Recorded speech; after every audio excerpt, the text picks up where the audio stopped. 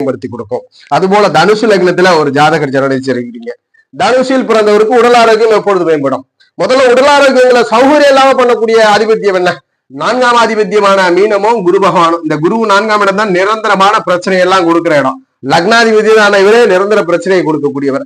அது போல ரோகம் அவ்வப்போது வந்து போகக்கூடிய நோய்களை ஏற்படுத்தி கொண்டே இருக்கக்கூடிய கிரகம் சுக்கிரன். அப்ப தனுஷில் பிறந்தவருக்கு 2 இயற்கை சுவர்கள் தான் நோய் கொடுக்க போறார். தனுசுல ஒருத்தர் நோயால பாதிச்சிருக்கிறாருன்னா குருதசை சுக்கிரதசை அல்ல குரு புத்தி சுக்கிர புத்தி அல்லது குருவோடு தொடர்பு கொண்ட தசா புத்தி, இது மட்டும்தான் நோயை கொடுக்க போகுது. இதுல மாற்றமே இல்லை. 4ஆம் இடம் எப்ப நிவர்த்தி அடையும்? நோய் வந்துருச்சு, தனுசுல பிறந்தவர் உடல் பிரச்சனையில இருக்கிறார், சௌகரியம் இல்லாம, எப்ப அவருக்கு மேம்படும்? எப்ப அந்த உடம்பு கொஞ்சம் திராணியாகி அடுத்து சமூகத்துல பிரயோகப்படுவார்னா ஆதிபத்திய ரீதியில பூர்வ புண்ணியாதியான செவ்வாய் அல்லது சூரியன், இந்த 2 கிரகங்களுடைய தசையோ புத்தியோ அல்லது இணைவுக்கு தொடர்பு பெற்ற கிரக தசா புத்தியில உடம்பு மேம்பட்டுடும்.